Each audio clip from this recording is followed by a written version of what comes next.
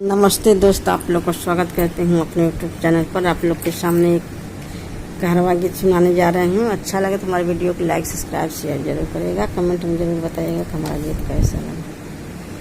केतनो तू देवता मनैबा, हमारे जोगे नार न पैबा।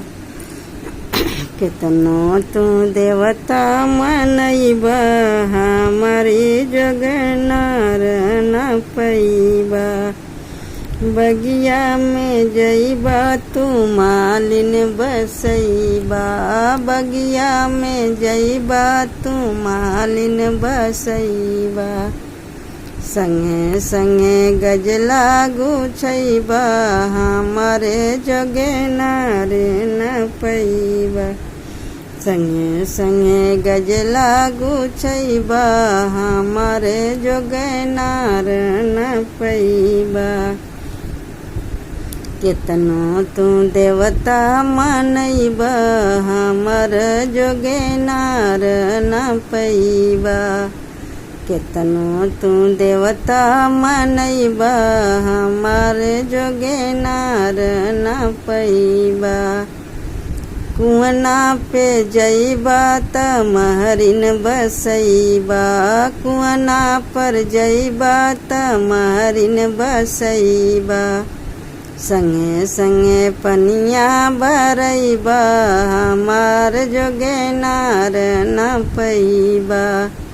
संगे संगे घड़ीला भरैबा, हमार जोगे नार न पैबा।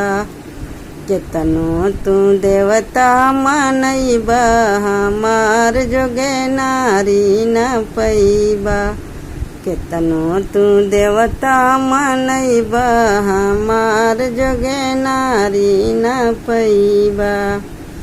तालो में जइबा त धोबिन बसैबा, तालो में जइबा त धोबिन बसैबा।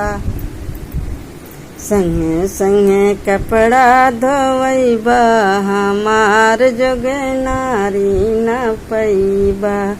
संगे संगे कपड़ा धोवैबा, हमार जोग नारी न पैबा।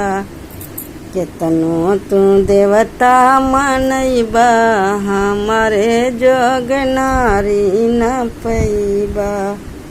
केतनो तू देवता मनैबा, हमारे जोग नारी न पैबा। महलों में जइबा तू सवतन बसैबा, महलों में जइबा तू सवतन बसैबा। सेजिया पर चैन से न सोइबा, हमार जोगे नारी न पैबा। सेजिया पे सुतहू न पैबा, हमार जोगे नारी न पैबा। केतनो तू देवता मनैबा, हमार जोगे नारी न पैबा। केतनो तू देवता मनैबा, हमार जोगे नारी न पैबा।